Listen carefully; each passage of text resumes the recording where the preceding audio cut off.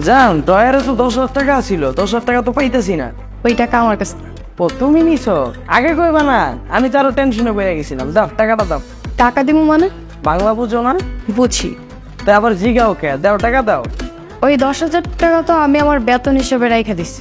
তোমার আবার বেতন কিসের? তুমি তো আমার বিয়ে করাবো। শোনো, তোমার বাড়িতে আমি বউ হয়ে আসার আগে তোমাদের বাড়িতে কি কাজের মেয়ে ছিল না? ছিল। তাহলে কাজের মেয়ে কয় টাকা বেতন দিতা? এক কামে 1,000 টাকা লইতে 8 কাম করতে 8,000। তাহলে আমারে দিবা না কেন? মানে? বাংলা বুঝো না? বুঝি রে বাবা, কিন্তু কাজের মেয়ের বেতনের লগে তো তোমার হিসাবটা আমি বুঝতেছি না। একটা কাজের মেয়ে যদি 6 ঘন্টা কাজ করে তাহলে মাসে 6,000 টাকা পায়। আর আমি এই বাড়িতে এই সংসারে প্রত্যেকটা দিন কাজ করি, তাও ঘন্টার পর ঘন্টা। আমি কেন মাসে বেতন পাবো না? তো এটা তো তোমার সংসার, নিজের সংসারে কাজ করবে, এটা লেগে কি আমার বেতন লাগে? আমার সংসার এটা জীবনও আমার সংসার হইতে পারে না। আমি তো এই সংসারের বান্দি। একটা কাজের মেয়ে যদি কোথাও কাজ করে, সে যদি অসুস্থ হয়, সেই বাড়ি থেকে তারা ছুটি দেয়। কিন্তু আমি এই বাড়িতে কাজ করতে করতে যদি অসুস্থ হয়ে যাই, তোমার মা কি বলে? আমি নাকি ঢং করতেছি, অসুস্থ আর নাটক করতেছি। একটা কাজের মেয়ে স্বামী থাকলেও না, সে কেয়ার করে, বুঝছো? তো আমি কি তোমার কেয়ার করি না?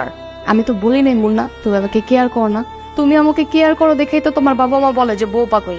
তোমার বাবা মা সবসময় মনে করে কি জানো, আমি তোমাকে তাবিজ করে রাখছি, এই জন্য তুমি আমাকে এত ভালোবাসো। আর এই যে এই বাড়িতে যদি আমি একটা শাড়ি পরি, একটু সুন্দর করে সাজি, সবাই বলে আমার মনে কি রং লাগছে। তুমি একটাবার চিন্তা করছো আমি তো কাজের মেয়ের থেকেও অদম। আর তাছাড়া তুমি যদি অফিস থেকে আসার সময় আমার জন্য যদি ফুচকা নিয়ে আসো বা কিছু নিয়ে আসো, তোমার বোনের দিকে তো 3-4 দিন তাকালোই যায় না, তার মুখ কালো হয়ে থাকে, ঠিক মতো আমার সাথে কথাও বলে না। আচ্ছা মুন্না, এই বাড়িতে আসার পর আমি কি পাইছি বলো? একটা দিনও কি তোমরা আমাকে বইয়ের মর্যাদা দিছো? দাও নাই। এই বাড়িতে যদি আমি বইয়ের মর্যাদা না পাই, ভালোবাসা না পাই, তাহলে আমি এই বাড়িতে বিনা পয়সা কেন খাটবো? তাই আমি চিন্তা করছি এখন থেকে, যেহেতু আমার তোমাদের বাড়িতে কাজ করতে হবে, বাপের বাড়ি থেকে এখানে এসে যেহেতু আমি দিনের পর দিন কাজ করব, তাহলে আমি মাগনা কেন কাজ করব? আমি প্রতি মাসে বেতন নেবো। আর শোনো, একটা কথা আমি ক্লিয়ার করে বলে দিচ্ছি, এরপর থেকে আমার বেতনটা প্রতি মাসে আলাদা করে রাখ।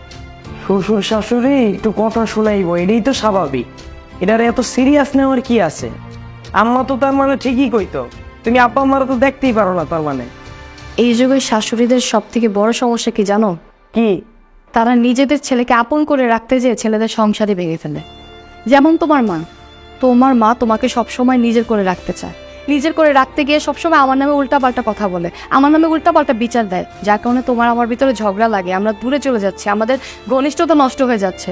আর দেখো, তোমার মায়ে তোমার বড় বোনকে সবসময় কল করে পরামর্শ দেয়, সে যেন তার শাশুড়ির কাছে তার হাজবেন্ডকে যেতে না দেয়, সবসময় যেন ছেলের কাছ থেকে মাকে দূরে রাখে, সে যেন হাজবেন্ডকে হাতের মুঠোয় রাখে। তাহলে আমার ক্ষেত্রে এরকম কেন?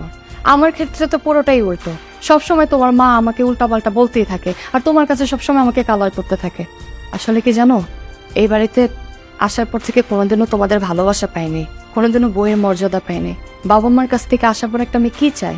সংসারে এসে চাই স্বামীর ভালোবাসা, শ্বশুর শাশুড়ির ভালোবাসা, ননদের ভালোবাসা, কিন্তু আমি না কোনোদিনও সেটা পাইনি। সবসময় আমার মনে হয়েছে কি জানো, আমি এই বাড়ির একজন কাজের মেয়ে, তোমাদের কাজের দরকার, এই জন্য আমাকে আনছো। আমি প্রত্যেকটা দিনই তোমাদের এখানে কাজ করতেছি, আমার কাছে মনে হচ্ছে কি জানো, আমি শ্বশুর বাড়িতে না, আমি একটা জেলখানায় আসছি।